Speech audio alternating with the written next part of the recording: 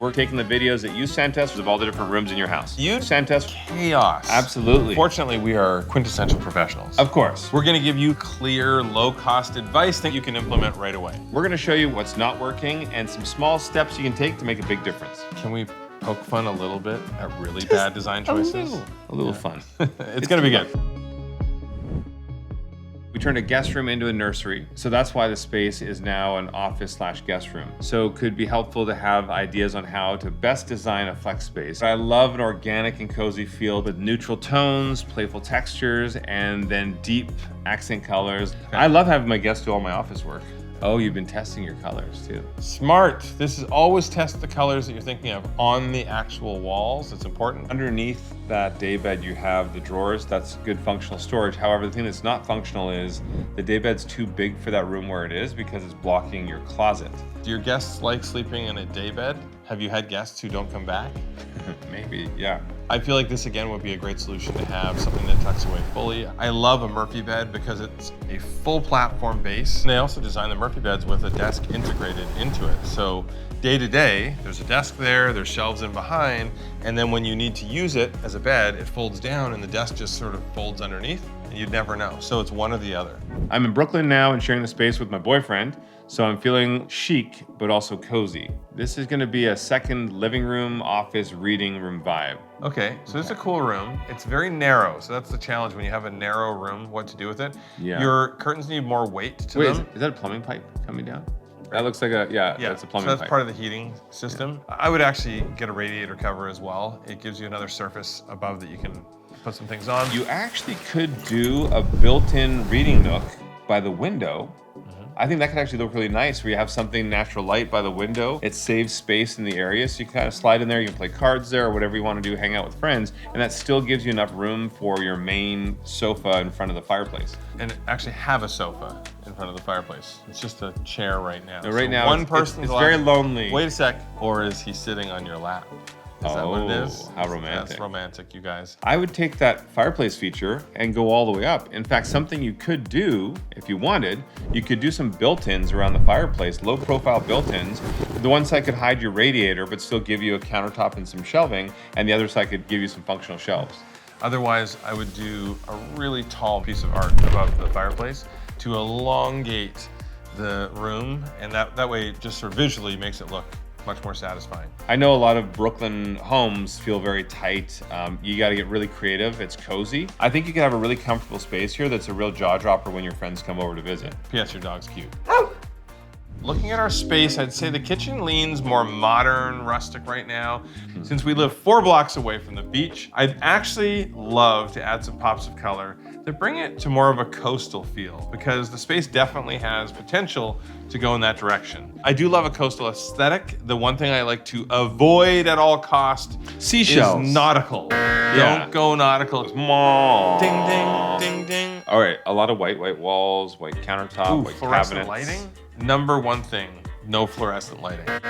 It is a real challenge when everything in a space is the same color. First things first, I'd say you need to break things up a little bit. So I would love to see you maybe add some wallpaper or do a couple contrasting colors in there so you can break up all of the white. A lot of times you don't want to show your laundry in your kitchen because it just stands out as awkward. But what you can do is you can actually just put some nice cabinet doors over top of the laundry so it just blends in with your kitchen cabinets. You don't see it. Everyone just assumes it's part of your pantry, and then you can have your laundry there with no problem. If you are looking to do some upgrades, I would honestly switch the countertop material. That's a bigger cost job, but it would have a lot of impact. I mean, if you want something less expensive, though, adding a pop of color, sure, just put something soft on the walls. Even if you're just trying to warm it up, it doesn't have to be a bold color like a blue or a green, but you could do something like a cream, and it's just gonna be enough to stand out against the white cabinets and white countertop. Yeah, your draperies, they're up, so I can't really see, but I think that's a great opportunity to introduce something that's a warmer tone as well. So maybe get a nice fabric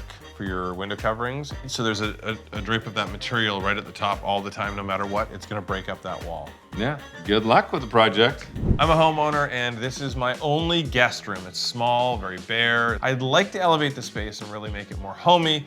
It has to be a space for friends and family where they can sleep, but also a space that my son and I can enjoy when guests aren't in town. change the blinds, change the lights. You'll hear me say that over and over because these are projects you can do easily yourself. But have you heard of art? What is this art you speak of? You have nothing on your walls. You have to have something on your walls. And I always like putting something in that is personal to you. So, you know, maybe something about the area that you live in or something you want to convey to your guests or landscapes. A nice grouping of art would help. Yeah, and also just a little wallpaper or a little personality on the walls, whether it's all the walls or just the headboard wall, just do something to break it up a little bit. Your guests want to have this feeling like they're staying in a boutique hotel room, right? They want something special. And then add a little something warmer to the palette. So on that back wall, I would do a textured paper. Because the carpet is the color that it is, you're just gonna have to make sure that whatever you do still stays complementary with the carpet. And if you have hardwood in the rest of your house and it's just carpet in the bedroom, you could always consider just continuing the hardwood into the bedrooms. Yeah. Drew and Jonathan, here is the room I need design help with. This is the definition of a multi-purpose room because it is our wine rack, it is our TV stand, it's our guest bedroom, it's my gym, Wow. and it's also a work from home space. So we definitely need some design help with the ultimate multi-purpose room. If she's using this for all these other reasons and not always as a bed, get a bed that tucks away. Goes right up against the wall. It'll fit in that niche, no problem. In fact, there are Murphy beds that are a sofa and the bed is up behind it with the shelves. And then when you need to use it as a bed, it goes right over top of the sofa and comes down. That way you'd have a sofa facing your TV, which would be nice. The color's not bad. I don't mind the color in this room. And I think some of the accents aren't bad either. It's just that there's a lot happening in one room. Do you use the treadmill? Be honest. Probably most of the time you're using this as your office. So it'd be nice if it was less cluttered and maybe you mount that gigantic monitor on the wall. Our son's room. We have a TP. It's relatively small. He is currently 4 years old and we are looking to update this so it grows with him. He's gonna need a bigger bed very quickly. Yes. So one thing, storage is so important in kids' rooms. So I would say with that bookshelf that you have on the side, that should extend all the way into the corner. You could probably get him into a bunk bed situation with the work desk underneath. So you're combining one zone of the room with two things. Can your son be trusted in an upper bunk? This one, I no. couldn't when I was a kid. This is my daughter's bedroom. So she is looking for a coastal granddaughter vibe.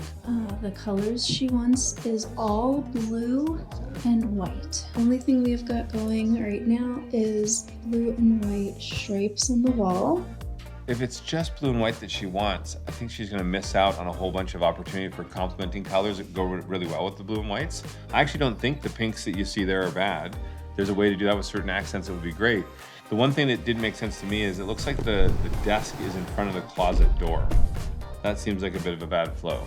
I mean, I love the idea, especially for a kid's room, having the poster bed, but it makes it a little more awkward here because it's overlapping the window, so I would not have that. I would remove the posts on the bed. There is an opportunity as well. If you have those things that you've purchased and you want to think of how to put them together, you could actually put a really nice pinboard up on the wall. It can be framed like a piece of art, but then you can essentially, like a collage, put those things on there, and then she can have pictures of her friends and other stuff like that. So it makes it like a bulletin board kind of, like it's a work in progress, but it's also a piece of art at the same time. If she likes the wallpaper that you have, the blue and white stripe, I would try and get away from just blue and white for everywhere else. Try and go for something that complements. Change it up. I think you need baskets in the tower because otherwise you see a lot of clutter, or baskets maybe on the lower levels and then open above to display. Yeah, and if you want, you could consider some of these things on floating shelves if you want something that's more of a style feature, because that just looks like a big box store prefab unit. Nicely done. Good luck. I'm a busy mom of two and I'm desperately trying to transform my only living room into a teen adult hangout space where my tween-age kids can spend time with their friends as they grow up. My husband jumped right in and bought a massive 75-inch TV. Like all husbands do. Classic husband move that will basically dominate the entire wall. Our dream is to put in an 8-foot oak pool table in the center of the room and create a space that works for movies, video games, and family fun. Okay, so I see the Southwestern color palette. Oh, it's huge. Darker floors, yellow on the walls. You never want to have two features on opposite walls because then what's your seating? You're either looking at the TV or you're looking at the fireplace. You also want to always have seating that's facing directly to the TV, so you're not side saddle no one wants to watching side TV the whole time. The new TV is too big for above the fireplace, but I wonder if you could do something over in that corner so that you can keep the focal point over there. Where the sofa is as well, you could have it sort of in the same place, but then have chairs or a sectional. I would also tone down the yellow on the walls. I would make it just a little bit more neutral, or lean another direction. The floors are pretty dark, so you want to make sure you do keep things light up above.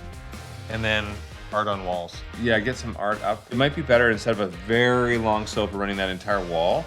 Let's get a sectional, maybe an L shape that's facing in towards the fireplace where the Christmas tree is. I think that big screen TV is a mistake in this layout. It feels weird having it on the left wall. Have you considered letting the kids be a part of designing the space? Because that could be really fun for them. Even if it's narrowing down where you give them two options that you're comfortable with, this or that, it could make them feel really excited about the space. Good luck. Yeah. 75-inch TV is going to be hard for a husband to get rid of. Yeah, have him put it in his den. We've shown you some examples of color palettes, how to lay the rooms out, change some of the features, fixtures, things like that. Hopefully that works. Keep sending those videos in. We'll take a look. This was actually pretty good. These were nice spaces. I want to see Disaster your zones. terrible disaster spaces. Yes, absolutely. Share the worst picture of your space or a friend's space that you can send us. I'd love to see it. And make sure you subscribe. Tons more content coming and a lot more inspiration. What would you do with my space here? I would put a paper bag over this area. Very stylish earth tones.